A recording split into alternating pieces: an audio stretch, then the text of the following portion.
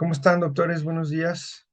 Otra vez repitiendo los temas de traumatología y ortopedia. Hoy en especial vamos a ver algo que es muy preguntado y creo que de verdad con el tema que dimos ayer y lo de hoy se va a hacer muy rápido, pero quiero que les quede algo como más conciso. Estos temas se los van a preguntar queriendo preguntarles urgencias, pedia y gineco porque son como los conjugados, ¿no? O sea, voy a ver qué es lo que está pasando y voy a ver cómo los voy a distraer. Les voy a poner un tema de gine y un tema de una paciente que es ginecológica y que se cayó. Entonces, no se distraigan mucho con lo que le está pasando en el caso y váyanse muy bien a las preguntas, léanlas bien. En especial estas de pedia, porque lo que les van a hacer es puntos claves para tratar a un niño pediátrico. Entonces, este caso me lo dieron del año pasado, o antepasado, perdón. Es un paciente masculino de 7 años de edad, el cual se encontraba jugando en un pasamanos, ya saben, estas barras de metal súper famosísimas. Cae sobre la mano izquierda y justo esto es lo que les están haciendo que tienen que inferir, ¿no? Extensión de la muñeca, pero el paciente siguió jugando. O sea, sí hubo una lesión, sí hubo un traumatismo, pero el niño no sufrió una disminución de sus actividades. Entonces, esa ya es una bandera para lo que les van a preguntar.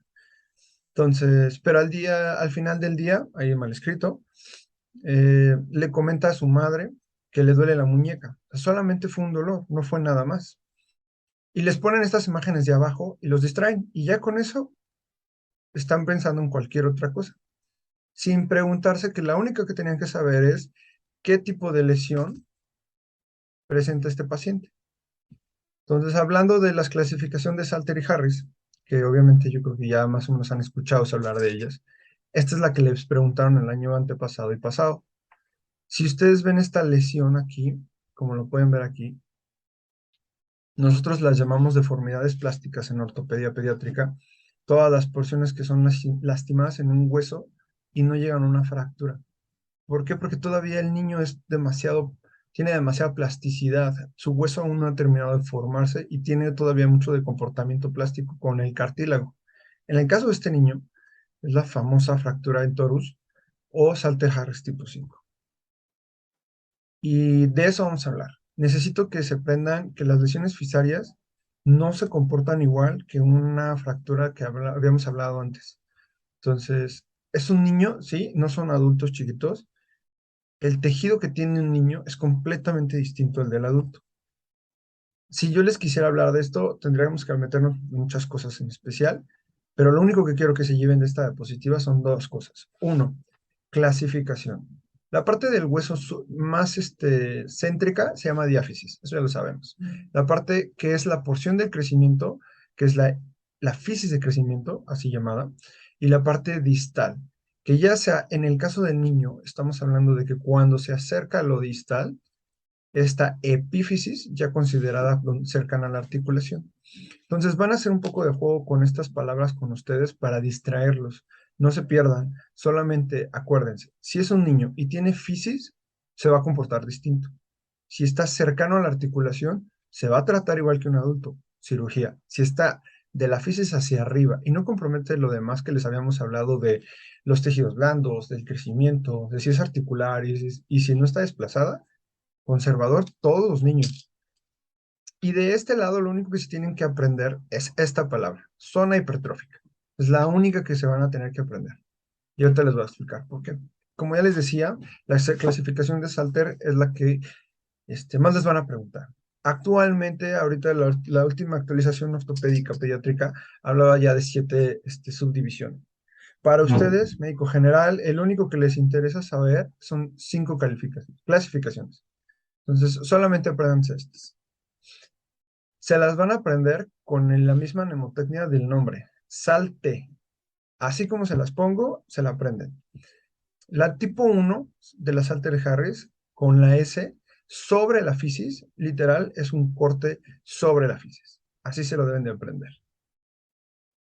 La tipo 2 se encuentra la lesión sobre la fisis y sale hacia arriba, hacia la metáfisis, formando una letra A, como se las pongo aquí. Mientras que en la grado 3, la lesión forma una letra L, como en el nombre. Sal la L, pero esta va hacia abajo, es una L al revés. Mientras que en la tipo 4, lo vamos a llamar con una T de todo, de que corta todo, como una T. Y en la última, la grado 5, se la van a aprender como torus, con presión. Aquí no les pude inventar una E, pero más o menos es la idea, ¿no?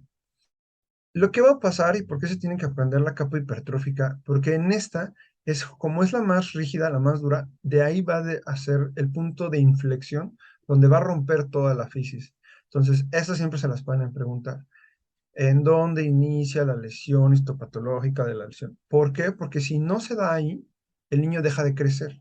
Por eso tienden a perder ahí, por eso tienden a hacer las fracturas. Entonces, dos puntos súper importantes. En la grado 2, esta A que se forma, nosotros la llamamos como triángulo de Thurston-Holland. Es súper importante porque es un signo que les dice, tiene una A, tiene un Thurston-Holland, es un grado 2. Y esa es la última que se va a tratar con yeso. De ahí en adelante, si se dan cuenta, les puse una línea, todo es quirúrgico, menos la compresión, que fue el caso que les pusieron. Y esta, justo les preguntaron qué tipo de lesión es una tipo torus, que les preguntaban que en el ENARM en el año 20, en el del 20, les preguntaron qué forma era eso. Y es una dona, así, les va a venir la respuesta, tipo dona. Y bueno, la 2 y la 3, digo la 3 y la 4, como lo pueden ver aquí, se los pongo, llegan a articular, por ende, cirugía de gol. Otro casito clínico. Una madre de 41 años, trabajadora, nos consulta porque su hija de 2 años, que no quiere mover el brazo, evita usarlo y ella comenta que no presentó caída o ningún accidente. Esta paciente es traída por su cuidadora. Entonces aquí ya tienen ¿cómo se llama? Una bandera roja. Fue traída por su cuidadora. O sea, venía la mamá, pero también venía la cuidadora. Significa que ahí hay un personaje agregado. Ese es el punto rojo. La exploras y no aprecias equimosis, o sea, no tiene ningún hematoma, pero sí está edematizada y tiene una deformidad.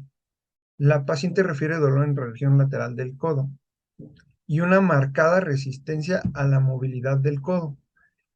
Estas dos cosas que les están poniendo, la resistencia y el dolor en la región, son datos clínicos súper importantes para esta lesión.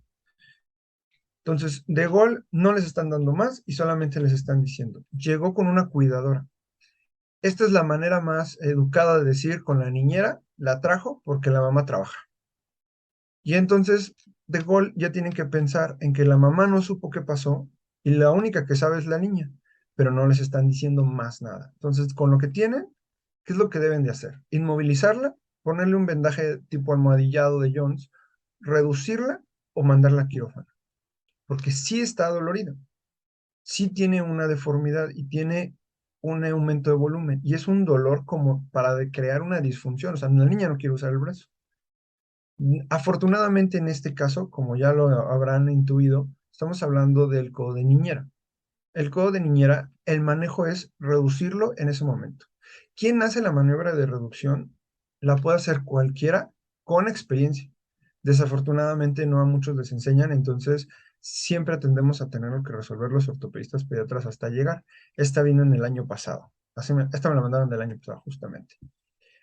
Entonces, hablando del codo de niñera, apréndanse que esta es una subluxación, no es una luxación completa. Entonces, la puedes reducir de una manera muy poco traumática y lo único que tienes que hacer es hacer el movimiento, el mecanismo de lesión a la inversa.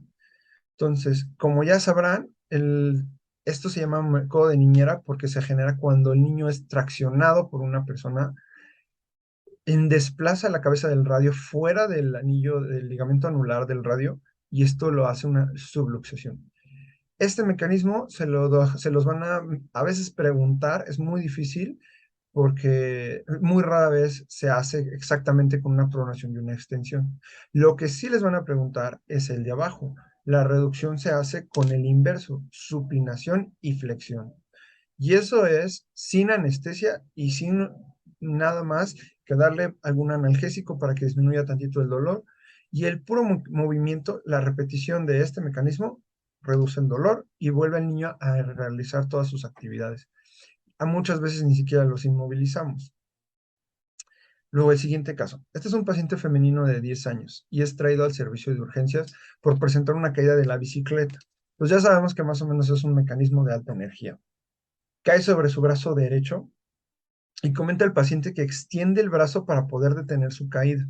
Como todos nosotros, cuando viene de la bicicleta, lo primero que hace es soltar el manubrio y aventar las manos. Entonces, aquí ya les está dando dos tips muy importantes. Alta energía y brazo extendido.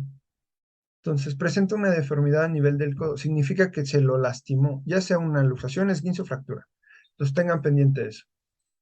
Actualmente se evidencia la deformidad a nivel del codo con una equimosis y presenta disminución de los pulsos. Entonces, nos están queriendo distraer a algo ya urgente porque tiene una disminución de pulsos. ¿Qué tipo de fractura presenta este paciente? Y les ponen cóndilo lateral, muy posible, no nos dicen dónde está la deformidad. Fractura supracondilia, también muy posible, misma deformidad. Fractura de paleta humeral, misma posibilidad. Y fractura del olecrano, que es lo único que nos dan para poder determinar cuál es la fractura que nosotros vamos a determinar. Es la posición en la que se encontraba el codo. Entonces, la de cóndilo lateral, les tendrían que haber dicho que tuvo una rotación, supinación o hizo varovalgo. Entonces, esta no es. Supracondilia, solo necesitas tener el codo extendido y carga axial. Esta es la mejor opción. Paleta humeral es demasiado general. Pudo haber sido desde cóndilo lateral, cóndilo medial, supracondilia o olecranon radio. Entonces esta no creo que sea, esta está muy general. Y luego les dan fractura del olecranon. Para que sea esta, les tendrían que haber dicho que el niño tiene el brazo volando y no solamente, y está bloqueado porque cuando se fractura el olecranon, el húmero se inserta, se clava donde está el espacio. Y luego les dicen, con qué clasificación tomarías la decisión de operar al paciente? Y aquí les dan Garland. Entonces, de gol, con la respuesta de la 2, pueden obtener la 1.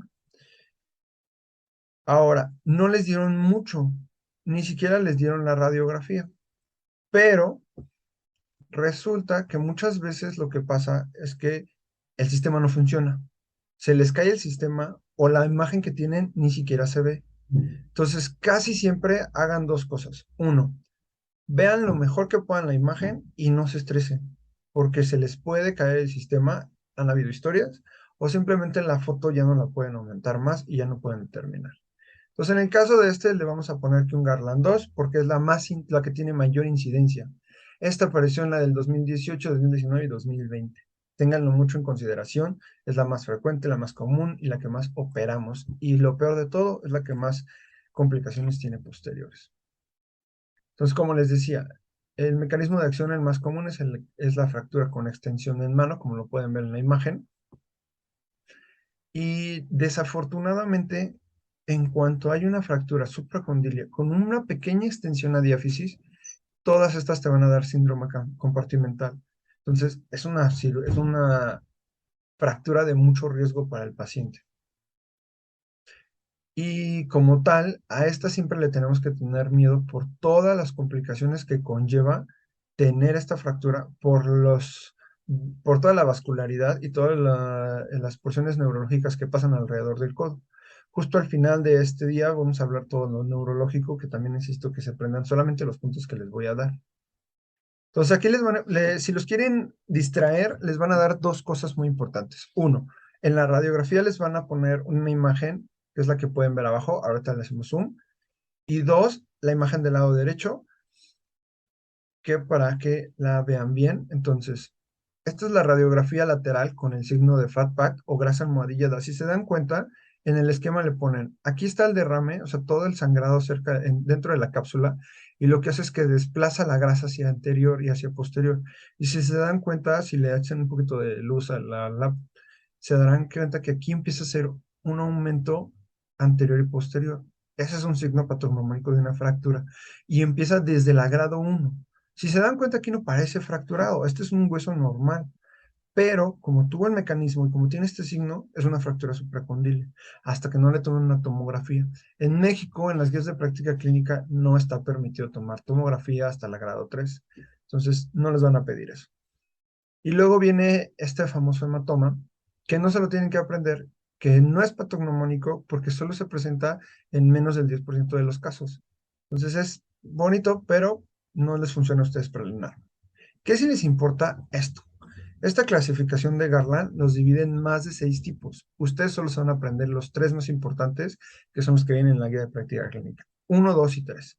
¿Cómo se los van a aprender? De la siguiente manera. Cortical anterior y posterior íntegra en la 1.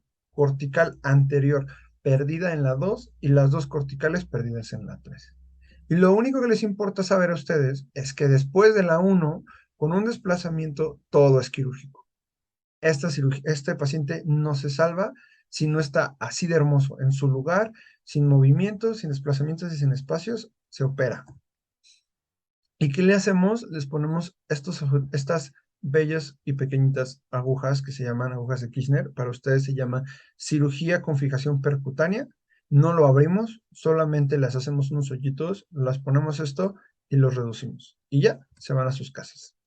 Si es uno, y eso. Es lo único que tienen que aprenderse de esto. Vale, pues, siguiendo el siguiente casito. Durante una situación veraniega de pediatría, una madre de 41 años nos consulta. A mí me molestan mucho estas redacciones, la verdad es que son de las que más me molestan, porque te distraen muchísimo, ¿no? Entonces nos consulta porque cada vez le resulta más difícil colocarle el pañal a su hija. Es una primogénita de 9 meses. El parto fue por cesárea. ¿Por qué? No nos dicen. La niña ha seguido controles rutinarios de recién nacido sano. Alguien la vio y le ha estado diciendo que es una niña sana. A la exploración, apreciamos una marcada dificultad para la separación de los muslos del bebé y una cierta resistencia a la movilidad activa de las caderas. Entonces, cuando ustedes hacen esta es una de las más comunes que les van a preguntar. Siempre va a venir, ya venían todos los ENAR desde que empezó a ENAR. Ahorita les voy a explicar por qué. Pero este dato de que le cuesta trabajo o que lo detecta cuando les cambia el pañal es por cómo agarra la mamá la caderita del niño. O sea, ellas agarran las piernitas, mueven una pierna, quitan, le desabrochan el pañal, lo bajan y luego le hacen el mismo movimiento en la otra pierna. Por eso se detecta más por las mamás que por los mismos médicos. Entonces, llega y de repente ya ustedes la ven, se dan cuenta que tiene esta dificultad, hay una cierta resistencia a la actividad y le detectan asimetría de los pliegues inguinales y glúteos. Entonces, ya tienen 3 cosas súper importantes que son determinantes en los casos clínicos que les van a preguntar. Si ya lo intuyeron o si no lo sabían, este paciente este caso clínico está orientado hacia la displasia del desarrollo de la cadera. Entonces, tienen varias cosas que tienen que pensar. Uno, les hablaban de que fue una dificultad de colocar el pañal. Es muy raro, pero sí pasa. Fue una cesárea. Casi siempre son en cesáreas por presentaciones pélvicas. En una niña, casi siempre es en sexo femenino. Y casi siempre les van a poner un niño que no fue detectado, porque ese es el punto de las demandas y es médico legal, súper relevante para ustedes. Por eso se los van a preguntar, queriéndolos dudar y queriéndolos pensar en, ya le habían dicho que estaba bien, ya no necesita nada. Vaya, porque muchos doctores caen en el mismo error. Y lo último son los pliegues. No solo la limitación de la cadera, sino los pliegues, porque ya está deformando la parte externa. Entonces, nuestra actitud diagnóstica debe ser, muchos aquí tuvieron el error cuando le pregunté a los pediatras en pedirles los estudios de ecografía. En la guía de práctica clínica ya está estipulado que el ultrasonido es el gold estándar para la detección, pero en este caso clínico en especial los están haciendo caer por la edad. A los 9 meses un ultrasonido ya no sirve. Y en el caso del niño necesitan una radiografía de cadera. Y luego seguimos. ¿Cuál de las siguientes líneas es la referencia horizontal para la valoración de la displasia del desarrollo de cadera?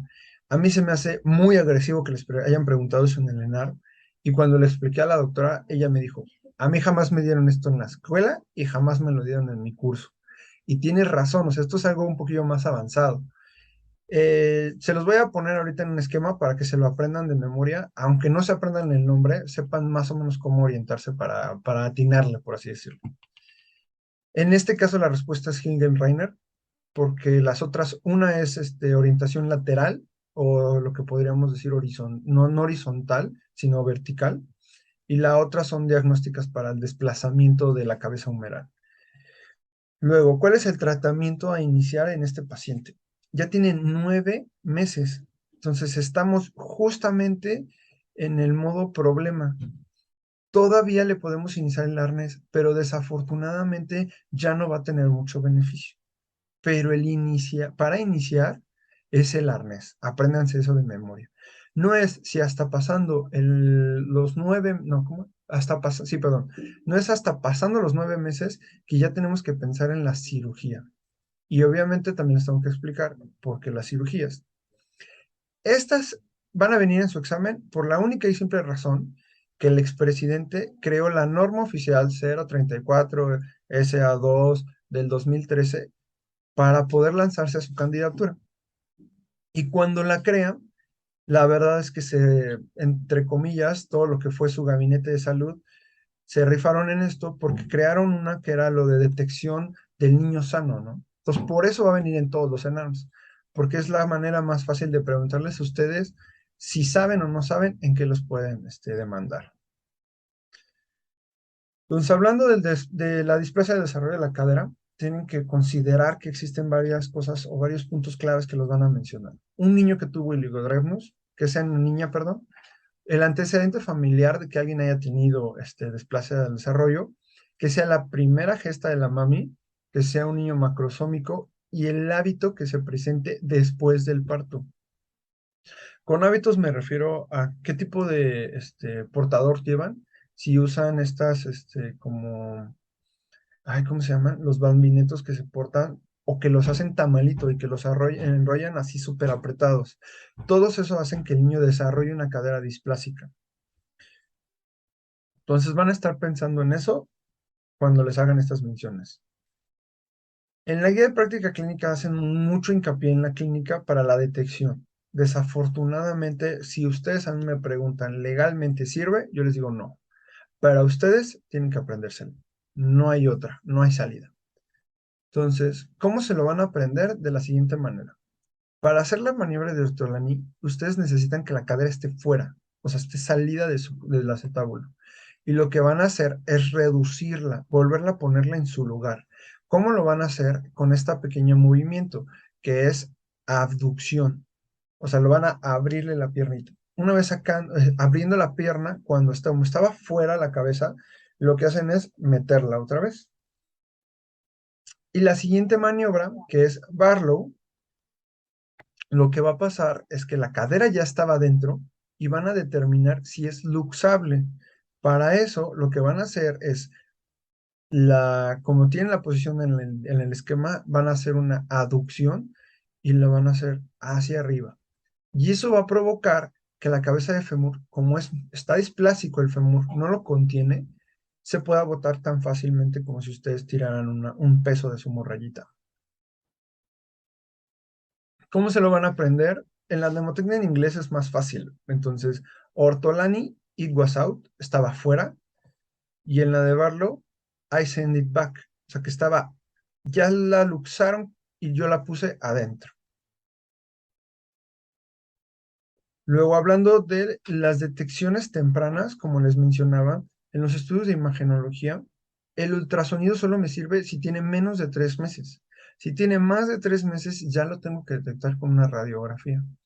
Muchos pacientes, y ahorita está pasando como entre el caso de demanda, por lo que les decía de la guía de práctica clínica y la norma oficial, se están quejando que están radiando a los niños desde muy temprano. Entonces también por eso va a venir en su examen, en su ENAR, porque esto es un caos y se ha prestado para muy buenas demandas y problemas muy serios. Entonces recuerden, 3 meses, menor de 3 meses, ultrasonido. ¿Quién lo hace? Ustedes no se preocupen, le tienen que pedir un ultrasonido de cadera y se acabó. Más de 3 meses es radiografía. Yo no la veo, la mando con el ortopedista o con el pediatra. Ustedes como médicos generales le pueden pedir radiografía después de los 3 meses. Y luego el tratamiento. Para el tratamiento deben de aprender dos cosas. El gold estándar para el tratamiento a menores de 6 meses es el arnés de Pavlik, que es la imagen que ven aquí, este de blanquito. Tiene como una mochilita y se adhiere a los pies y eso evita que el paciente extienda por completo las piernas y ayuda a estimular muchísimo la cadera. Perdón, se me movió un poquito la cámara. Eh, y eso hace que se reestimule. En los 6 meses a los 9 meses es un periodo gris. Ya no va a tener tanto crecimiento, pero se recomienda iniciar el arnés para estimular la cadera. Si pasa de los 9 meses, casi todos los pacientes, lo primero que les haces es una reducción cerrada y después les haces una reducción abierta. No les van a preguntar más allá de esto. ¿Por qué? Porque las cirugías como tal no solo no vienen mencionadas en las guías de práctica clínica, sino que ya son determinaciones por cada paciente, o sea, es demasiado específico para cada uno de los pacientes. Bueno, ¿cómo van a ser las radiografías? Esta tampoco creo que se las exijan, o sea, que les pregunten qué tipo de radiografías van a pedir, pero además deben de saberse que las dos que se utilizan para determinar si se desplaza o no se llama AP y Lowenstein, o conocida como vulgarmente como en rana. Bueno, luego hay una tríada patognomónica que les van a estar preguntando muchísimo, y esto es porque las radiografías, una vez que las toman, muchos dicen, pues está normal, yo no le veo nada mal. ¿Cómo lo van a determinar? Es uno, que la cabeza femoral se vaya hacia afuera, lateral, y se vaya hacia arriba. Eso significa que se está luxando. En teoría, esto es el acetábulo y aquí termina mi labrum. Si la cabeza está sobre eso, significa que no solo está luxada, sino está teniendo una compresión. Y vean cómo esta ya se deformó. Y luego vamos a hablar de un centro hipoplásico, que es esta parte de la cabecita que ya está chiquita, como les decía, y obviamente como ya está deformando el acetábulo. Esas son las tres. Entonces, una cabeza luxada, fuera de su lugar. Dos, una cabeza pequeña. Y tres, el acetábulo que ya está sufriendo. Bueno, y como les decía, aquí les tengo el esquema de las líneas que se tienen que desafortunadamente aprender.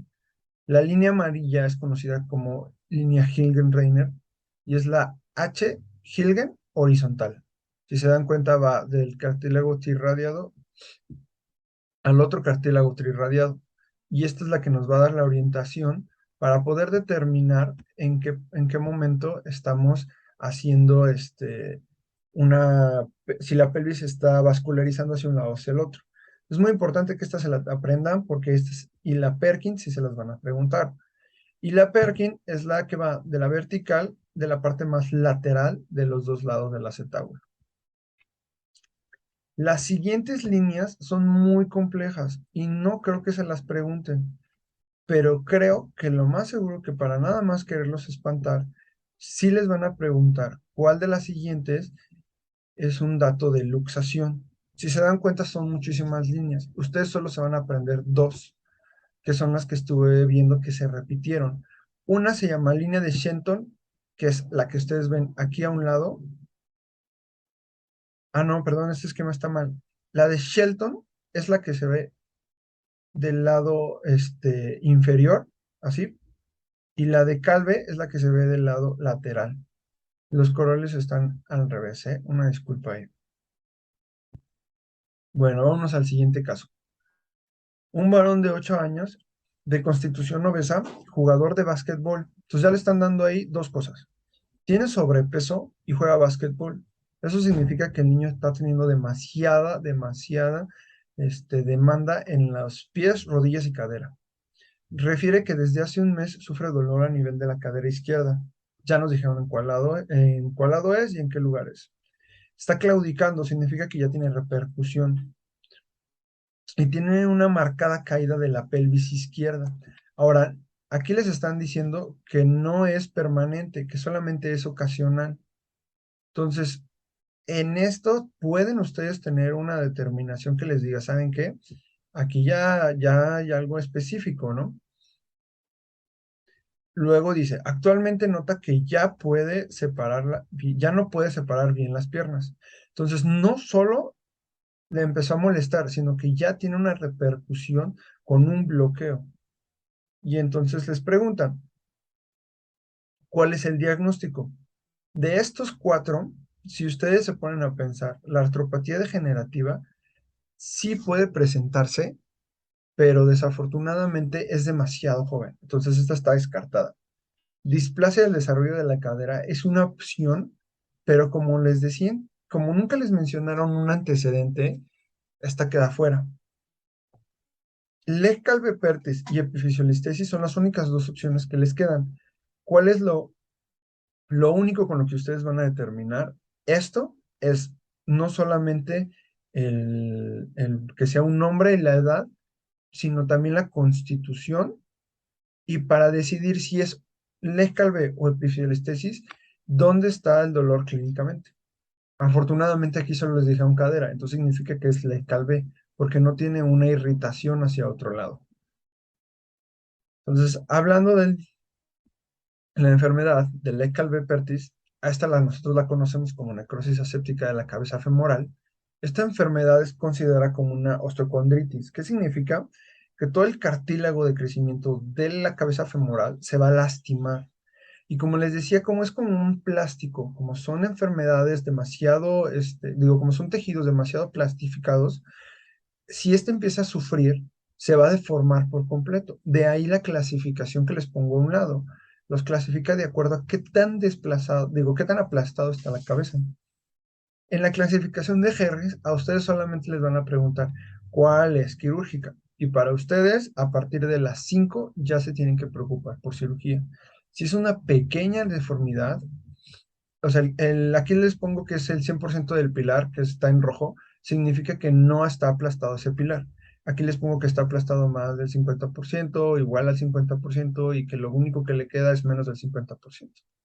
Solamente se tienen que aprender esta, la 1. Si pasa esa, ya es quirúrgica. Entonces, si se dan cuenta, el rango de edad es un poco amplio, de 5 a 9 años. Les hablan de la rigidez de la cadera, porque cuando empieza a haber esta deformidad, la cadera se empieza a golpear contra el acetábulo. O sea, el fémur golpea y entonces ya no puede abducir. Entonces, esa rigidez les va a empezar a decir el paciente que va a tener. Y no solo eso, les va a decir, como lo que te decía en el caso, el niño tenía un Trendelenburg positivo. La pelvis va a bascularse, como tiene una disminución de la musculatura peritrocantérica, hace esto, la pelvis cae. Cuando el niño está parado, si ustedes lo hacen pararse sobre la pierna sana, la pierna enferma se va a caer. Ese es el signo de Trendelenburg positivo. Si ustedes la hacen caminar y cuando camina, al apoyar la pierna sana en la fase de balanceo, la pierna contraria se va a caer. Y al hacer esto con la pelvis, esa es una marcha Trendelenburg. Eso también se los pueden preguntar. Tienen que recordar que la imagen es muy importante para la clasificación, entonces es súper importante para el tratamiento. Cuando es clase 1A, esto es reposo y fisioterapia, y no le van a hacer ustedes más. Ya no se preocupen por lo demás, porque como le están dando un caso súper tranquilo, que apenas si tiene bloqueo, no les están diciendo que ya no puede moverse, que está postrado, que el dolor no lo deja avanzar, y no les ponen una radiografía, pues para ustedes conservador, y se desatienden. Las etapas de esta enfermedad, si se dan cuenta, son súper normales. Cualquier enfermedad. Primero se inflama, hace una sinovitis por la misma compresión que tuvo. Después, como es cartílago y hueso, se va a fragmentar, lo que ya nos habla de una falla. Y la final, una vez que empiecen el tratamiento, va a cicatrizar. Entonces se llama reosificación. Esta pregunta que les puse vino en el NARMEN 19. Y vámonos al siguiente caso. Un varón de 14 años de constitución obesa que no recuerda haber tenido un traumatismo. Refiere que desde hace un mes, o sea, ya dice que ya tiene un mes entero a los 14 años con dolor que se irradia desde la región inguinal izquierda hasta la rodilla. E incluso en ocasiones solo los nota en esta articulación. Aquí está el problema con las redacciones. Les dicen en esta articulación. ¿Es la inguinal o la rodilla? Si yo les digo que se vayan con la redacción, nos podemos equivocar y pensar, solamente le duele la rodilla. También presenta una discreta cojera y una limitación a la rotación interna del miembro. Para que yo rote la pierna, tengo que usar la cadera. Eso significa que el problema está en la cadera. O sea, los distrajeron un poquito con todo lo demás y solamente tenían que haber leído esta parte. Entonces, si se dan cuenta, así son los casos clínicos en el UNAR. Van a intentarlos distraer y voltearles el mundo para que no piensen en lo que están haciendo. Al realizar la flexión de la cadera, tanto activa como pasiva, el muslo se desvía en rotación externa. Este es un dato patognomónico de esta enfermedad. Casi nunca se los explican, ahorita les digo cómo funciona. En estos casos clínicos, con estos datos clínicos, ¿por cuál de los siguientes diagnósticos deberías decidirte? Entonces, aquí está el primer caso. Osteocondritis de la rodilla, si hubieran ido, si se quedaban con el dolor en la rodilla, porque sí irradia la cadera cuando es una osteocondritis de rodilla, pero todo lo demás no te da, o sea, no te da una limitación en la cadera y no te da una rotación externa agregada. Artropatía degenerativa de la cadera, tampoco pasa eso. Displasia congénita de la cadera, tampoco pasa eso. Entonces nos quedamos con epifisiolistesis, justo el tema que nos falta, y este viene en el del 2020, el caso. Entonces, ¿qué es la epifisiolistesis? A esto nosotros lo llamamos el deslizamiento de la cabeza femoral. Si se acuerdan, les mencionaba cuando vimos lo de fracturas, que está esta zona llamada zona vascular, que es la pertrocantérica, y justo arriba de ella inicia la fisis de crecimiento para la parte proximal de la cabeza.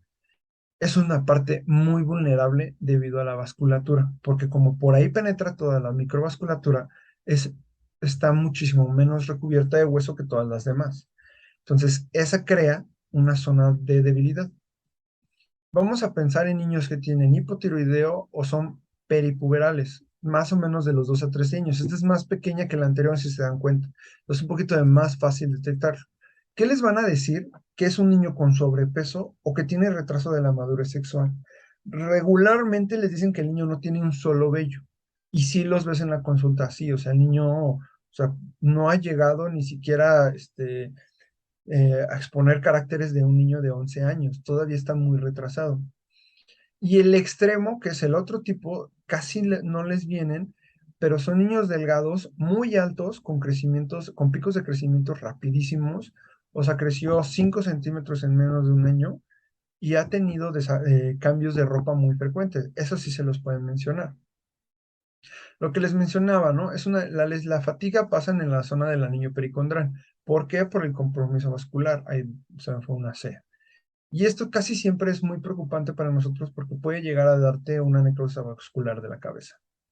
El dolor de la rodilla es por una irritación perivascular cercana a la cápsula que va a crear esta irritación. No tiene que ver con la rodilla. Este es el punto con el que los van a estar distrayendo. ¿Qué tienen que saberse?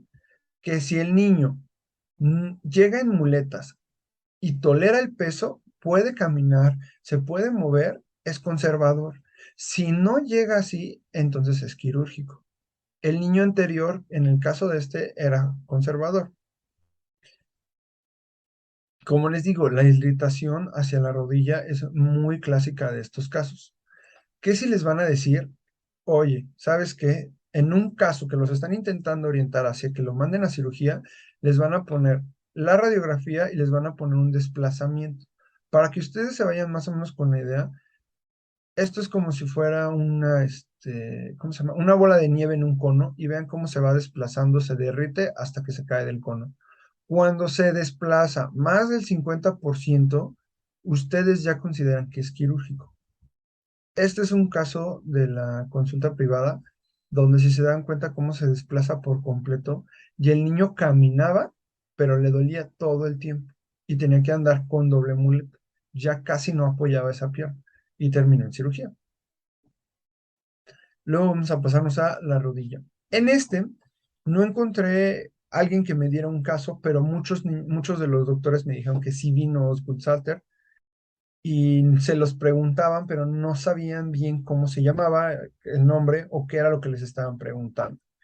Entonces, los casos clínicos no se los conseguí, pero sí entendí qué es lo que les quisieron hacer.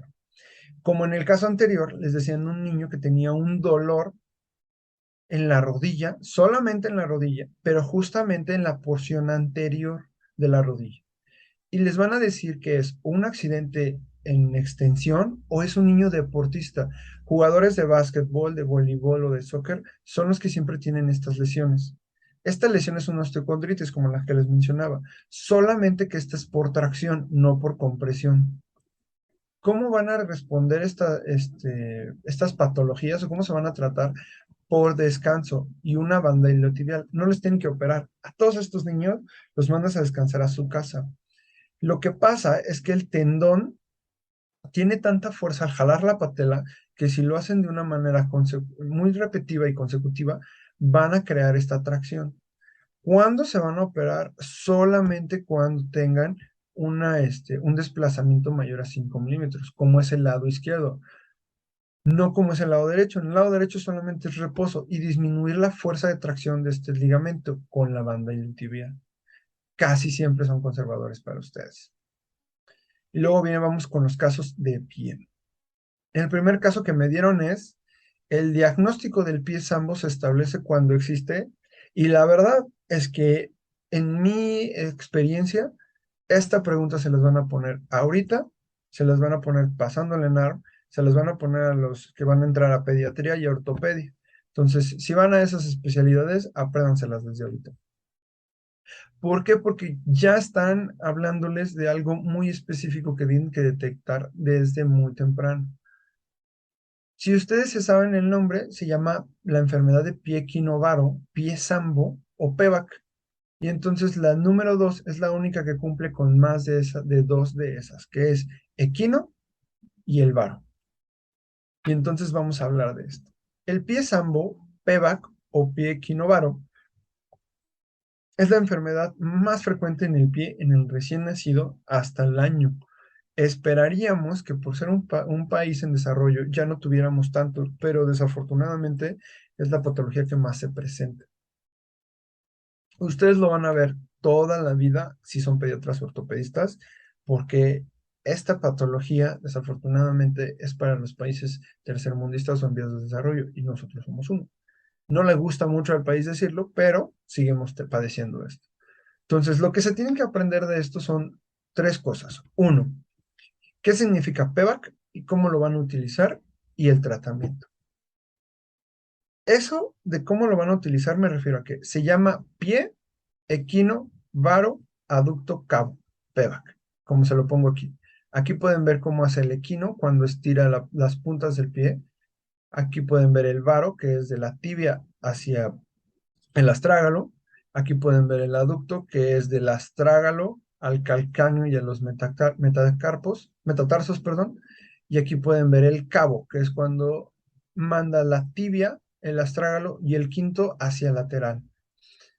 ¿Por qué se lo van a aprender así como PEVAC, aunque su nombre es pie sambo o pie equinovaro? Porque justamente se van a aprender la inversa como el tratamiento. ¿A qué me refiero? Cuando ustedes traten estos pacientes como ortopedistas, la reducción la hacemos a la inversa. Primero reducimos el cabo, luego el aducto, luego el varo y luego el equino. Por eso es muy importante que se aprendan estas siglas, porque lo van a aprender solo para poderlo decir al revés. Y esta sí vino en el ENAR del 2018 y el 2017. A mí me la preguntaron. Tratamiento, ¿qué tratamiento sería? Entonces, a nosotros le llamamos método Ponseti, que son yesos seriados, como les digo. Son más o menos mínimo 5 yesos y dependiendo de qué también se apeguen al tratamiento, pueden ser más. Pero a ustedes les van a preguntar cómo se llama el tratamiento y es Ponseti. ¿Y qué es el Ponseti? La aplicación de la corrección a la inversa, como se los pongo aquí. Bueno, si no lo logran corregir después del quinto al sexto, tienen que pensar en cirugía. A ustedes no creo que se los pregunten, pero por si se los preguntaran, la cirugía se llama alargamiento del tendón de Aquiles. No se aprendan más, solamente acuérdense que si falle el Ponseti, le tienen que hacer un alargamiento del tendón de Aquiles. Y luego vámonos con las lesiones de columna y nerviosas. Ok, tenemos un adolescente de 13 años que es diagnosticado de escoliosis idiopática localizada en un segmento torácico y con el vértice de la curvatura en T7. Dicha curvatura es de 37 grados y se muestra flexible a la exploración. El signo de Reiser corresponde a un grado 2 y el tratamiento correcto debe hacerse mediante. Entonces, les voy a ser muy sincero. Escoliosis es un tema muy avanzado. Me refiero a que, por ejemplo, un ortopedista tiene que hacer ortopedia, 2 años de columna y otros 2 años de escoliosis. Y todavía no terminas ahí. Entonces, ¿por qué se los van a mencionar siendo algo tan avanzado? Porque es la enfermedad de deformidad número uno del país en la columna.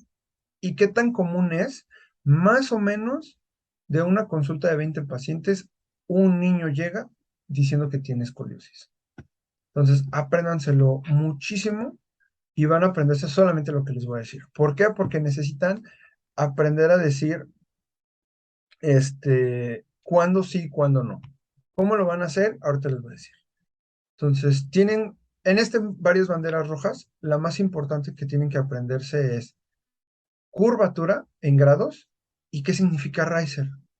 Yo sé que es muy difícil y si tienen muchas dudas, mándenos un WhatsApp, mándenos las preguntas y se las respondemos para después.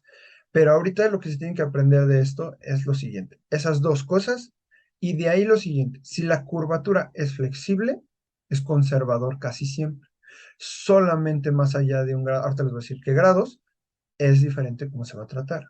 En el caso de este paciente, la respuesta es el uso de corset de Milwaukee, porque todavía está en un porcentaje de recuperación por ser flexible y porque la curvatura está a menor de 50. Entonces, esta vino en el examen del año pasado y en el antepasado. Hablando de escoliosis, ustedes solo se tienen que aprender la que les van a preguntar, que es la juvenil.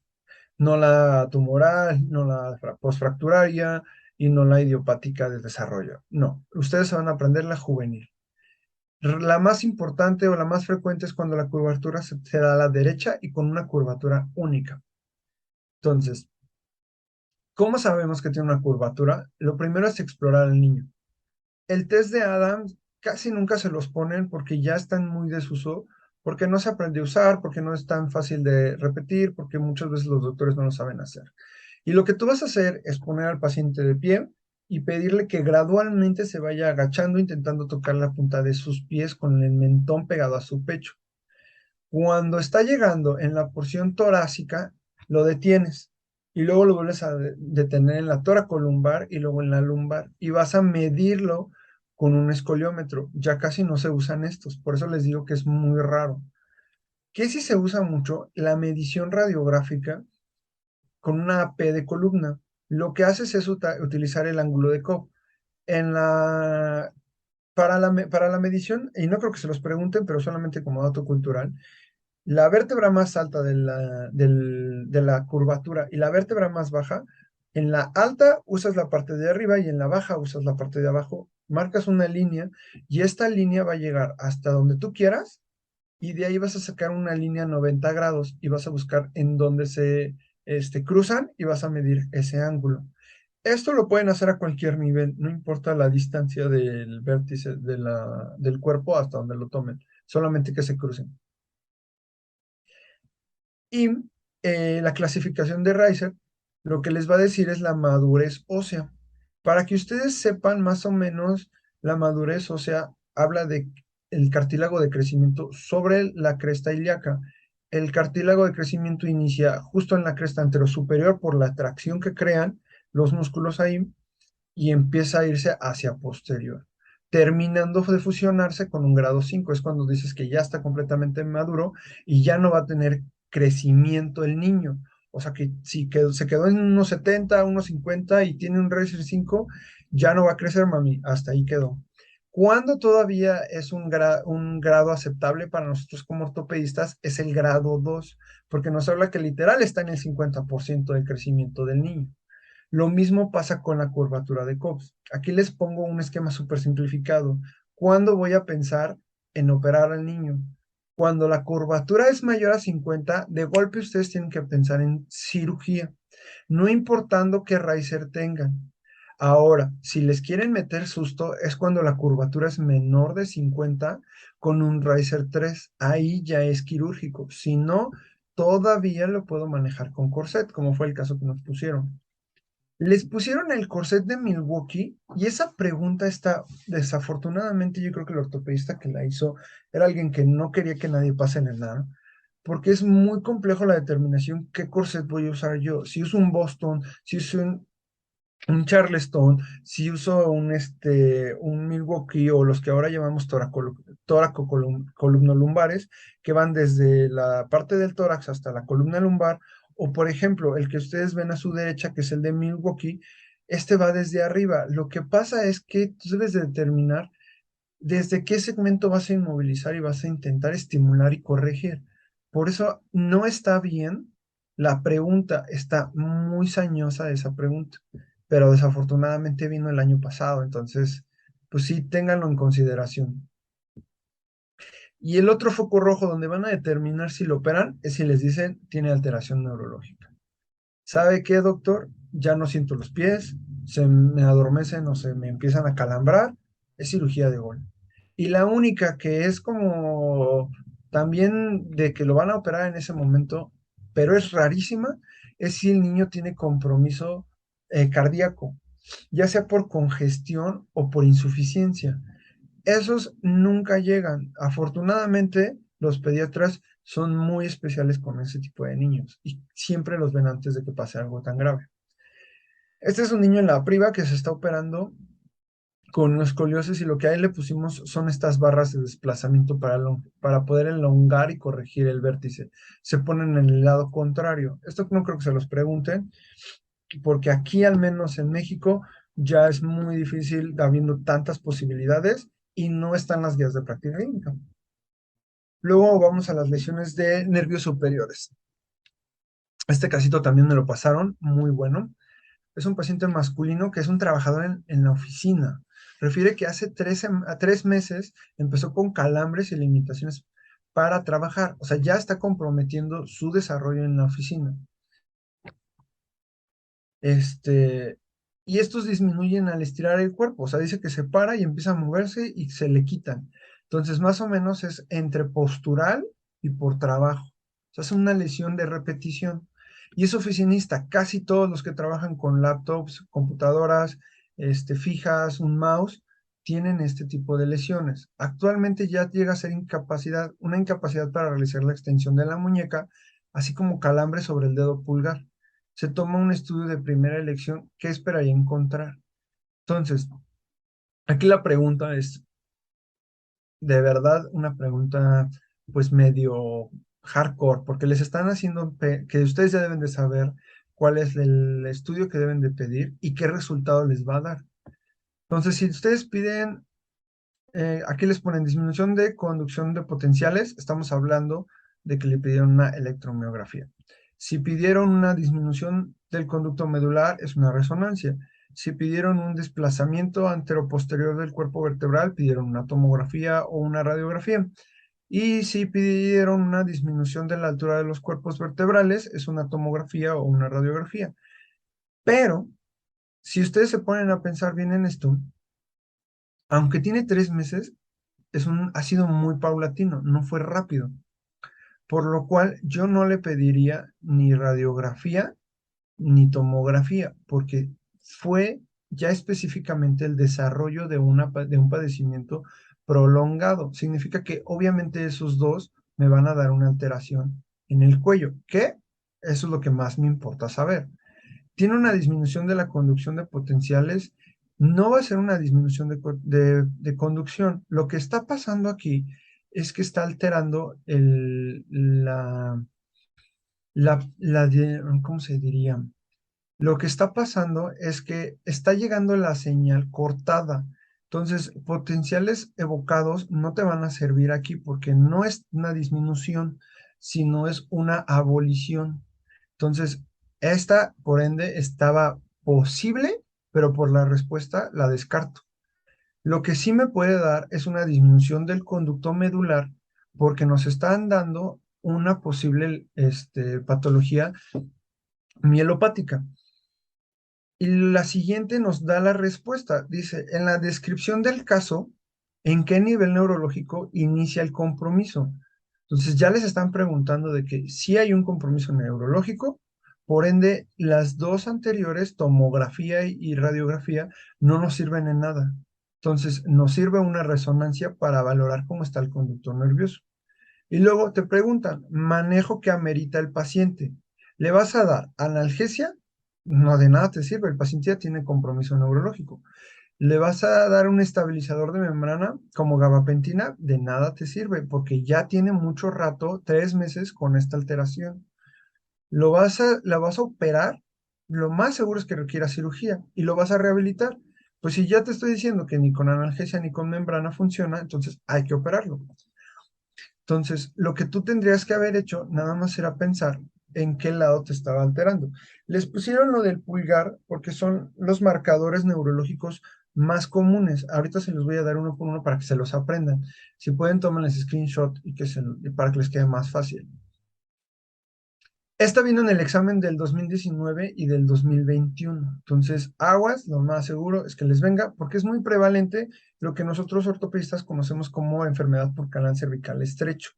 Esto le pasa a todos los oficinistas, trabajadores de mecanografía, de trabajadores mecánicos, trabajadores quirúrgicos como nosotros, que tenemos malas posiciones de cuello. ¿Y qué va a pasar? Que van a tener una degeneración. Esta degeneración es tan grave que si se dan cuenta aquí les pongo dos cuerpos vertebrales que ya generaron una compresión medular. Entonces, esto se da por una alteración en el complejo disco osteofítico. No creo que se los pregunten, pero sí les van a preguntar este tipo de pacientes, sedentarios con sobrepesos o que tienen problemas con reacciones inflamatorias, artritis reumatoide o mujeres en etapa fértil por lo de los estrógenos. Siempre, siempre, siempre, siempre busquen darle manejo inicial con conservador, cambios de hábito y rehabilitación. ¿Cuándo les van a decir que tiene que ser quirúrgico? En el caso les pusieron que ya fue progresivo, ya tuvo pérdida de la función y en el último caso, que este es el de, ¿sabes qué? Te opero mañana, ya métete al hospital, es cuando ya tiene compromiso para la marcha. Porque eso significó que evolucionó tanto que ya no solo está alterando la porción sensitiva, sino ya está alterando la motora. Y eso significa que si estamos tú desde una lesión cervical y avanza en la motora, en muy poco tiempo va a llegar a tener una restricción respiratoria por abolición del movimiento del diafragma hasta llevarlo a la muerte. Entonces, ahí aguas, chavos. No creo que les pongan ese caso de que estuvo con ese compromiso y ya no respira, pero es algo que deben de considerar. Y esta es la cirugía que más o menos siempre les hacemos. A él le hicimos corpectomía y les cambiamos unos discos porque estaba súper mal el paciente. Pero es un ejemplo nada más para que lo tengan. ¿Qué se tienen que llevar? Este esquema. Súper importante que vayan considerando lo siguiente. Ustedes tienen un paciente con alteraciones a nivel de C5, lo que van a buscar es esto, que motoramente pueda levantar el hombro, o sea, tenga conservado el músculo deltoides y que obtenga la sensibilidad sobre el músculo deltoides. Si no tiene eso, van a moverse el siguiente, pero si lo tiene abolido, significa que es a partir del grado 5.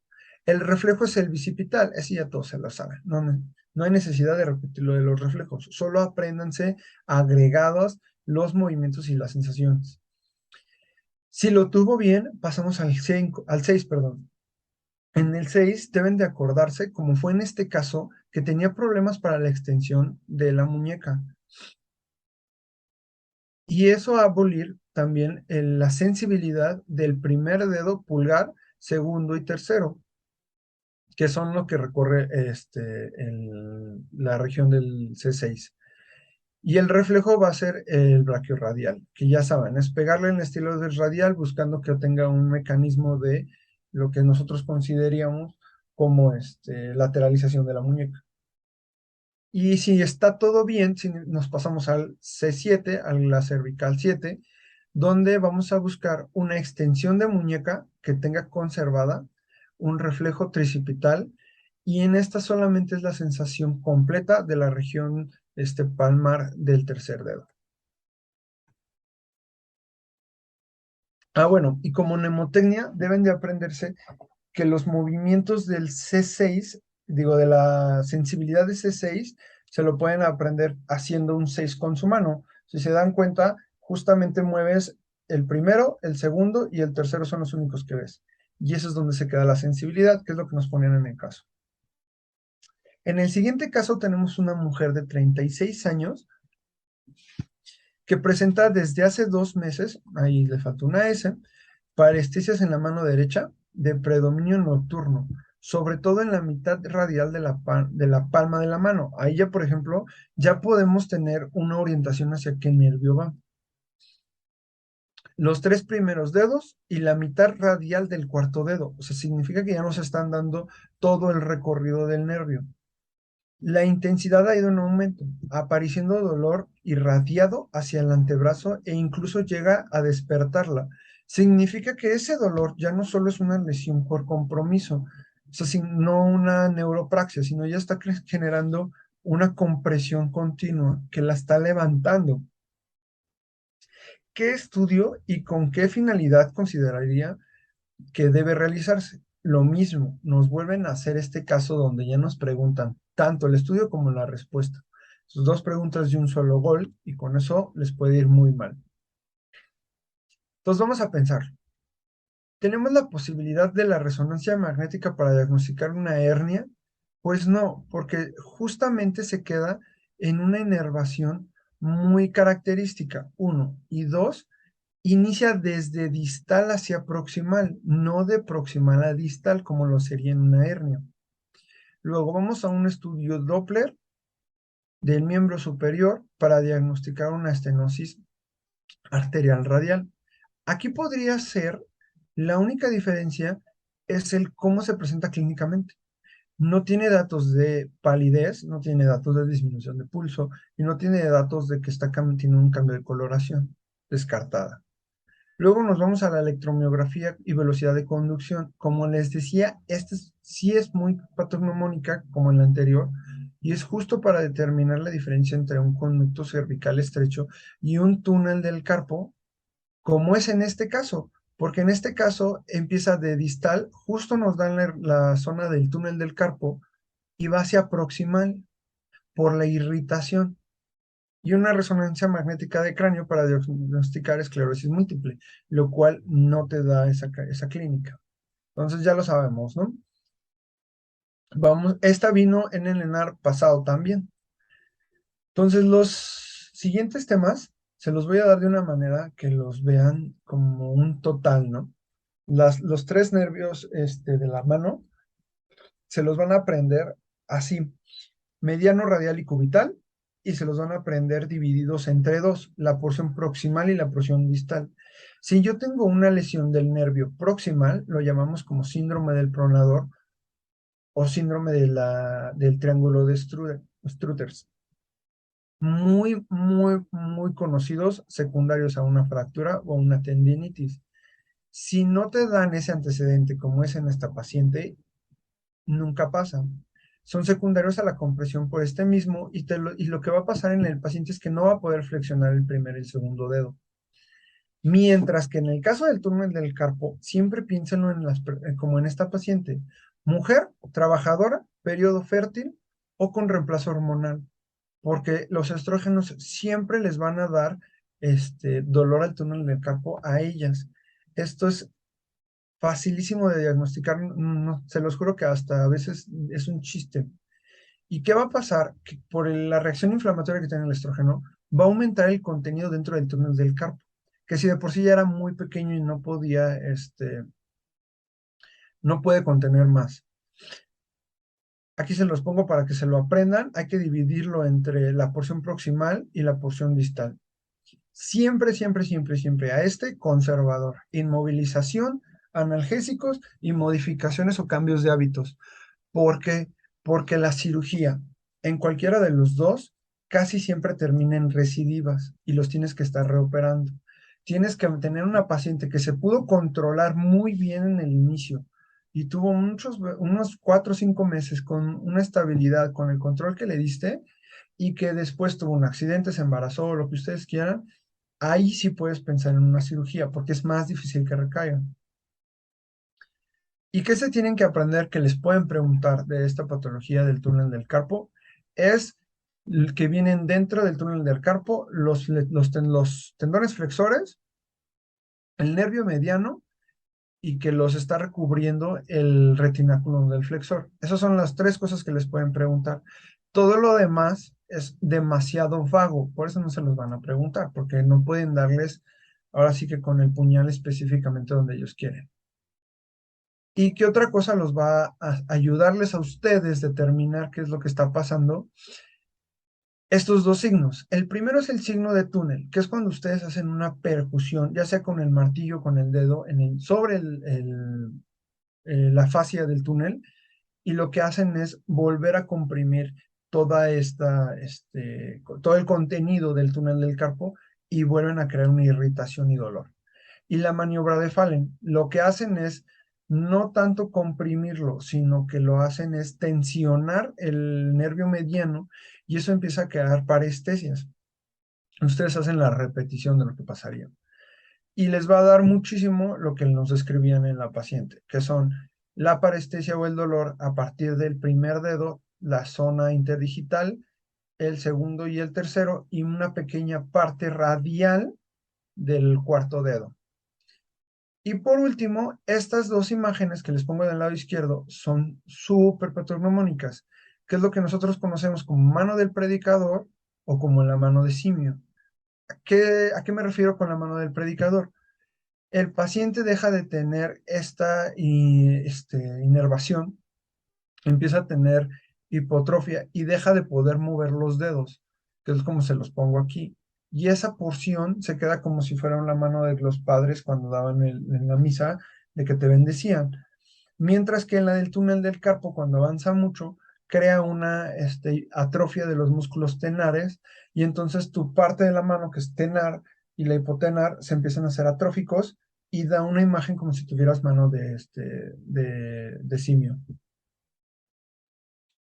Luego hablando del nervio cubital, el mismo esquema para que se lo aprendan. En el lado del nervio cubital, el túnel cubital proximal, que es esta porción cercana entre lo que nosotros consideramos como la medialización y posteriorización del nervio, que pasa por atrás del húmero para recorrer por el olecranon, va a pasar por el túnel del cúbito, que se llama túnel de Osborne, como un vocalista muy conocido. Y este se va a relacionar con la fractura y la tendinitis. Va a pasar lo mismo. Tiene una compresión y no flexiona el primero o el segundo. Pero en este caso, la única diferencia es que este paciente no va a presentar el signo de Tinel porque no está la lesión a ese nivel. Mientras que en la porción distal te va a pasar, se llama canal de Guyon. Es más común en mujeres y es lo mismo que el túnel del carpo, pero se ve en la parte medial de la mano. Y lo mismo, conservador, y si falla o tiene recaídas, cirugías. En este caso, pues como sabrán, pues es el inverso, todo va a estar en la porción cubital, tanto la parestesia como el dolor. Y luego el último, el radial. En la parte de las lesiones del radial se ven muy comunes en los movimientos de repetición de pronosupinación. En la porción proximal lo llamamos triángulo de la arcada de Frozen y este se relaciona con fracturas o las tendinitis laterales y lo que va a pasar muchas veces es el otro síndrome que lo llamamos como el síndrome de compresión o parestesias por el Saturday Night, que es cuando se van de borrachera, se quedan dormidos en la silla y queda entre la axila la parte del respaldo de la silla. Entonces lo que hace es hacer una neuropraxia del nervio radial. Y el último, que es la porción distal, que es el túnel de Waterberg, que ese casi siempre es inflamatorio. Aquí es más en pacientes reumáticos y va a pasarlo todo lo mismo por la porción de inervación. Característicos en ellos es que en la porción proximal te va a dar una muñeca caída y en la porción distal solamente te va a dar el primero y el segundo y el tercero caídos. Y lo mismo, conservador y si falla, cirugía. Ahí no hay que estresarnos mucho si nos preguntan en tratamiento. Bueno, la verdad es que ya estamos a punto de acabar. Nos faltan nada más las porciones más complejas de columna y de tumores. Entonces aquí vamos a dar un break y nos vemos en un ratito, chavos.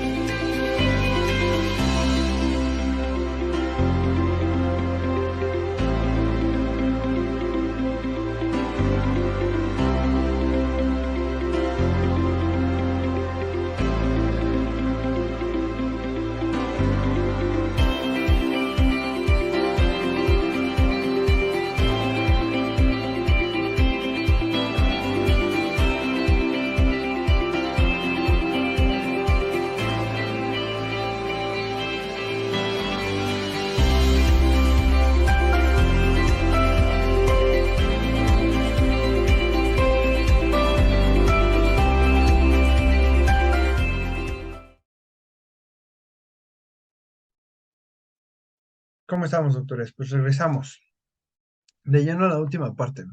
Esto ya es más sencillo, nada más les voy a dar las últimas cosas que sí les van a estar molestando muchísimo. Y harto en tumores me voy a ir un poquito más lento porque necesito que esas dos patologías sí se las aprendan.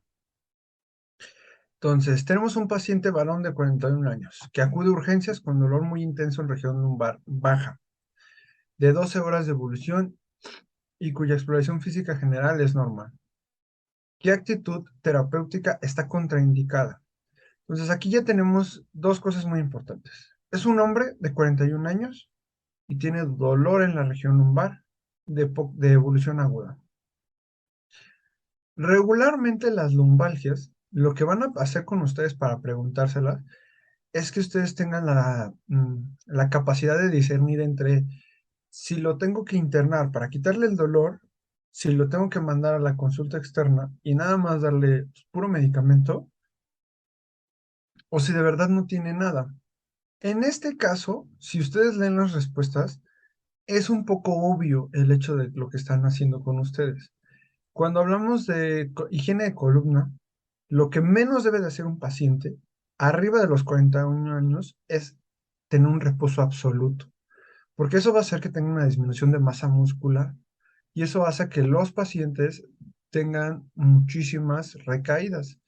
En este caso, lo que les hacen de educación postural, control de dolor y relajantes musculares viene en la guía de práctica clínica como manejo, tratamiento inicial.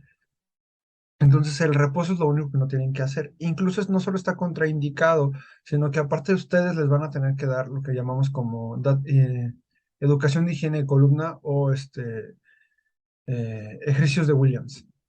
Y esta viene en una pregunta del 2019. Luego, el siguiente caso es un paciente de 35 años de edad que presenta cuadro de dolor lumbar. Entonces, más o menos por ahí va la idea, ¿no? Casi lo mismo. Irradia a lo largo de la pierna izquierda, pero ya no solo se queda en lumbar, entonces este ya llega a pierna, acompañado de parestesias de cuarto y quinto dedo del pie izquierdo. Entonces ya tiene un compromiso neurológico, manifiesta dificultad para caminar de puntillas, o sea que tiene ahí un poquito de faja de fuerza muscular en el Aquiles. Y luego el reflejo está abolido el aquileo y tiene un signo de la Sage positivo a los 30 grados. Entonces, ya con esto tenemos la idea de que la lesión lumbar ya dejó de ser muscular y ya se hizo neurológica. Mediante la resonancia magnética se observa la presencia de una hernia discal. Súper simple, ¿no? Ya lo teníamos pensado. ¿A qué nivel encontraríamos la imagen de la hernia discal? Entonces, lo que ustedes deben de pensar es que en qué nivel neurológico está siendo afectado. Obviamente, aquí el truco es que la salida de las raíces nerviosas es del nivel de arriba, o sea, está comprometiendo. Entonces, no puede ser específicamente una sola, y por eso les dan el rango del disco vertebral de L3, L4, L2, L3, L5, S1. Lo que ustedes tienen que pensar es cuál es el último lastimado. En este caso, como nos están dando el dedo 4 y quinto, pues nos podemos ir a la simple razón, por esa simple razón, a L5, S1. Y esta vino en la del año del 2020. Entonces, ¿qué es lo que vamos a hacer para poder diagnosticar estas lumbalgias? Primero hay que determinar el compromiso neurológico. Si no hay compromiso neurológico grave, casi siempre vamos a hablar de una mecánica o conocida como esguince. Esta rara vez lleva a ser mucho más allá que solamente una irritación nerviosa, porque los músculos paravertebrales, que son los que se lastiman en estas, eso sí, solamente van a provocar irritación de las raíces de las terminaciones cercanas. Por eso casi siempre solo queda en un dolor localizado. Esta pregunta vino en ¿cómo se llama? En un banco de preguntas que encontré. Ese no les puedo afirmar que es de nada, pero viene en un banquillo por ahí. Y la diferencia es que la hernia discal sí va a tener un compromiso en el conducto medular, por lo cual neurológicamente se va a empezar a presentar desde parestesias hasta la completa abolición de o algún reflejo o algún movimiento, dependiendo de a qué nivel se encuentra. En el caso clínico, lo que hicieron fue distraerlos un poquito con la exploración neurológica para que entendieran dos cosas. Uno, las hernias discales evolucionan muy rápido a compromiso neurológico, que es lo que les van a preguntar. Y dos, el lugar más común es L5S1. Y en una pregunta les hicieron tres preguntas. Entonces, casi siempre eso van a ser con ortopedia. Las preguntas de ortopedia son para los que quieren calificar muy arriba.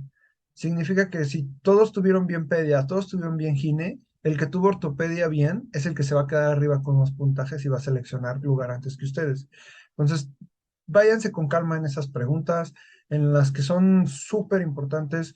Gine y pedia respondanlas primero y después respondan ortopedia, ya para sus últimos momentos. No se estresen con estas preguntas. Entonces, ¿qué se deben de saber de esta parte? Uno, si es mecánico o esguince, siempre va a ser RICE, reposo, hielo y movilización. Después van a presentar la rehabilitación. Si ustedes no los hacen movilizarse, no los pueden mandar a rehabilitación. Por eso está contraindicado la inmovilización, porque si el paciente se queda quieto, desde ahí ya empiezan mal. Lo mismo pasa con los esguinces cervicales. Mientras que si este tiene una degeneración tan grave, nunca va a llegar a requerir cirugía. Rara vez una lesión mecánica o un esguince requiere cirugía. Sin en cambio la hernia puede empezar con reposo y rehabilitación. Si es una hernia de bajo grado, con poca ocupación y sin datos importantes, sin aboliciones, se puede manejar conservador. Pero en el caso de que sea una evolución a un deterioro importante, donde tengan una abolición muscular o deterioro neurológico importante, cirugía de gol.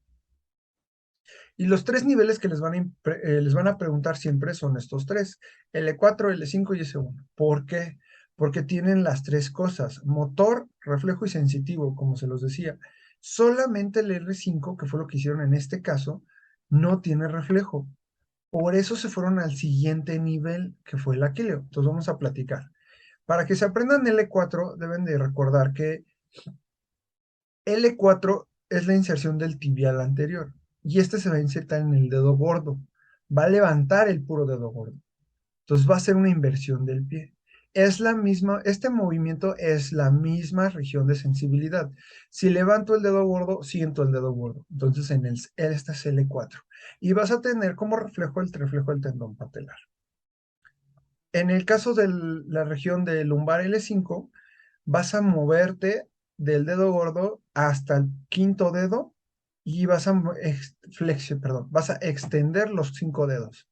Y es L5, mueves los 5 dedos y sientes los 5 dedos de la porción dorsal. Así o más fácil, chavos. No tiene reflejo, eso apréndanselo. No hay reflejo para L5, los van a molestar con esa, porque está muy fácil aprenderse que L5 son los 5 dedos y sientes los 5 dedos y mueves los 5 dedos, ¿no? Mientras que en S1 lo que van a hacer es que se confundan. S1, el peroneo largo, viene desde posterior del peroneo, pasa por debajo del pie y se inserta abajo del dedo gordo. Pero su sensibilidad solamente se queda en la parte del peroneo.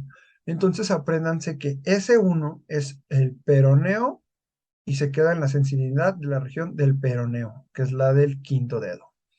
Y el reflejo es el del tendón de Aquiles. Súper fácil. Luego, estas vienen siendo, yo creo que las de más complicación, que son las de tumores. Esta pregunta vino en Nenar y cuando me la dijeron, me fui para atrás. La hablé con una amiga que justamente les va a dar unos temas, pero bueno, vamos a desglosarla. Masculino de 15 años que tiene una valoración por pérdida de peso. Pues ya sabemos que es tumoral. Pérdida de peso, casi siempre les empiezan así los casos. Aumenta, un aumento de volumen en el muslo derecho y rodilla del mismo lado. Entonces, es un niño que pierde peso y tiene una masa, tumor. Masa palpable de 4 centímetros de fémur, tumor. Fija a planos profundos y no móvil, tumor. Tiene presencia de redes venosas colaterales, tumor maligno. Casi todos los tumores malignos óseos tienen red venosa colateral. Apréndanse eso de memoria. Y luego van a ver la radiografía. En la radiografía les ponen signos súper importantes. Aquí les ponen sol naciente. Se realiza una biopsia que reporta células neoplásicas, tumor, fusiformes, el segundo foco rojo, con producción de osteoides de color rosado, producción osteoide, tercer foco rojo. ¿Y qué creen? Que ya saben que ustedes pueden determinar si es tumor o no, pero se los van a hacer sufrir porque ahora quieren que les digan de todas estas características qué tipo de tumor es y después de eso les van a decir en dónde es donde más se presenta, o sea, dónde inicia en este caso, y después cuál es el tratamiento antineoplásico que se recomienda en esta enfermedad. Para que ustedes lo vayan asimilando de una manera más rápida y más fácil, yo les recomiendo que solo se aprendan estos dos tumores, como gol y de memoria, tanto en su vida general como para el ENAR, porque son los más frecuentes, los que les voy a dar, son los más agresivos y son los que más morbo y mortalidad tienen. Ya sea que sobrevivan y terminen amputados, o ya sea que les gane el tumor y los pacientes fallezcan. En este caso, debido a la presentación, como nos están dando el fémur como hueso, como nos están dando un signo de sol naciente y que es un productor de hueso, es un osteoide, por cajón y por la alteración de masa tan grande, vamos a tener que pensar en un osteosarcoma. Debido a la localización, estos casi siempre son metafisiarios. Tienen un inicio metafisiario distal, porque es la parte de mayor metabolismo óseo en los niños en crecimiento. ¿Y por qué el medicamento como doxirubicina es el que se le va a dar? Ahorita se los voy a explicar. Apréndanse, este vino el año pasado, apréndanse la doxirubicina para el osteosarcoma. Es el único tumor que reacciona a doxirubicina. ¿Qué deben de saber? El osteosarcoma es el tumor maligno de alto grado, significa que es agresivo, tiene mucho recambio, se gasta todo el cuerpo y destruye todo lo que toca. Así apréndanse al osteosarcoma. Ahora, desafortunadamente es muy confuso los tumores cuando hablamos de si es agresivo, si es maligno, si es benigno y no es agresivo y si es agresivo. En esto, por eso solo quiero que se aprendan estos dos tumores, que son los que han sido más preguntados y son los que tienen mayor impacto a nivel de las guías de práctica clínica y a nivel de pacientes a nivel nacional. Una vez que saben que es agresivo y es maligno, tienen que aprenderse dos cosillas: cómo crece y de qué porción del cuerpo crece. Aquí les pongo un esquema en su mano izquierda. El color morado es la zona más frecuente de presentación.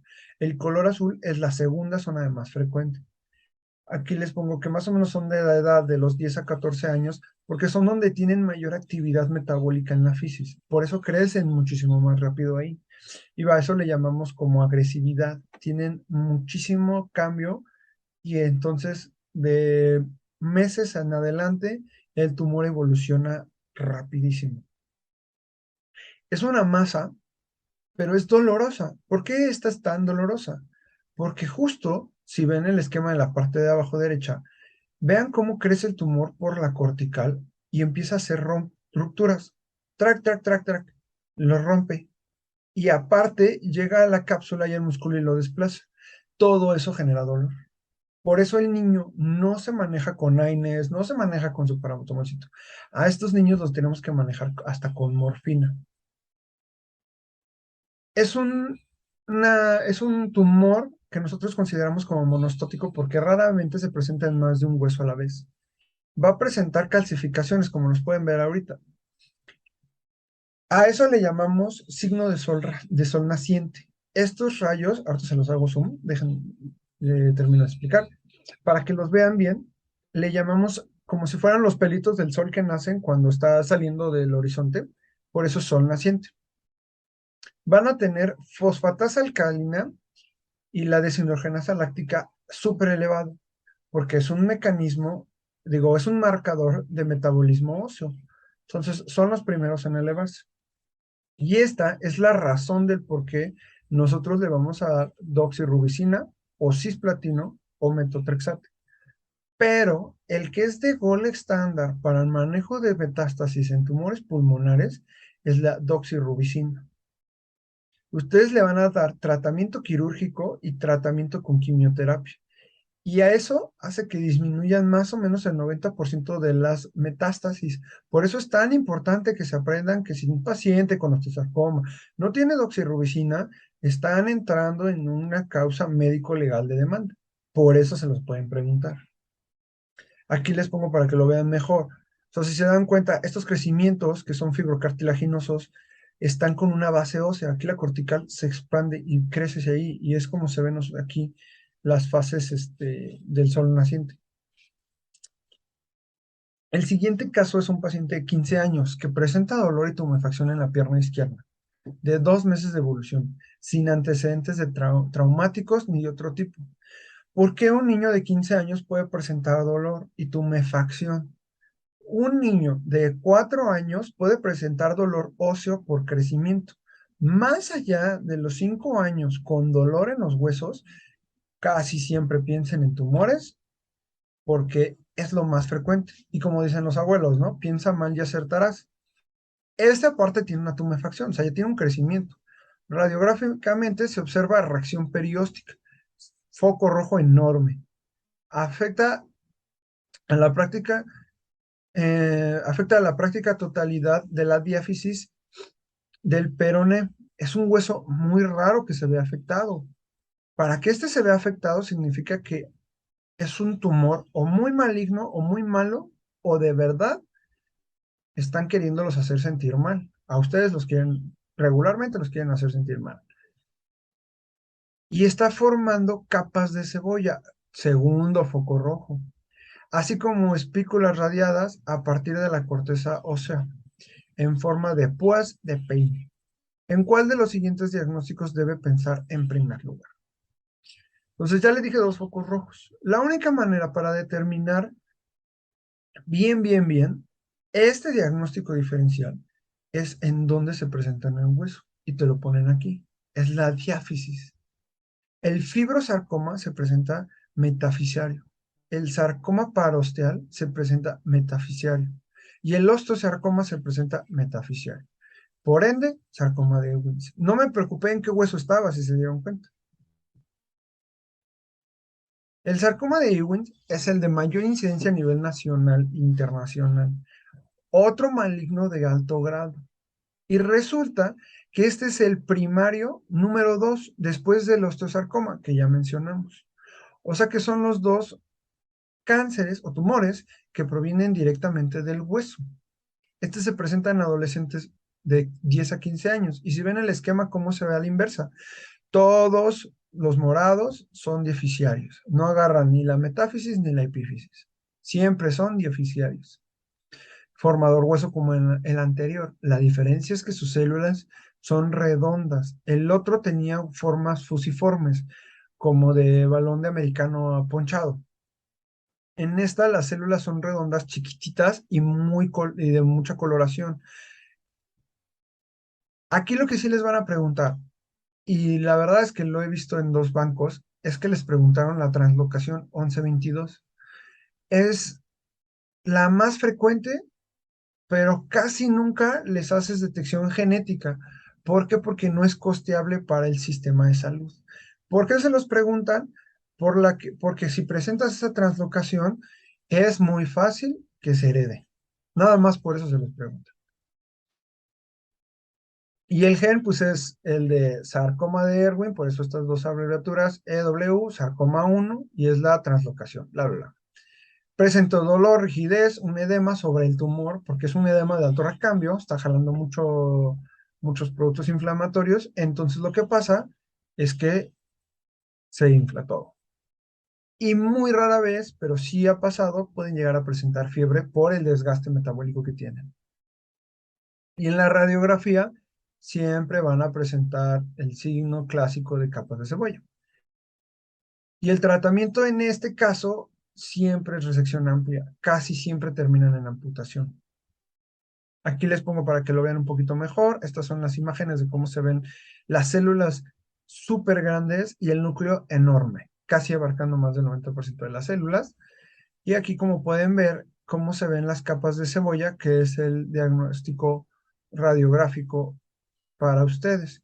¿Qué pasa con estas capas de cebolla? Lo que es que el periósteo que tiene el hueso tiene un recambio tan rápido por esta superestimulación del gen que crea una corteza y después vuelve a crear tejido fibroso y luego otra corteza y luego tejido fibroso y luego otra corteza. Y por eso se ven así.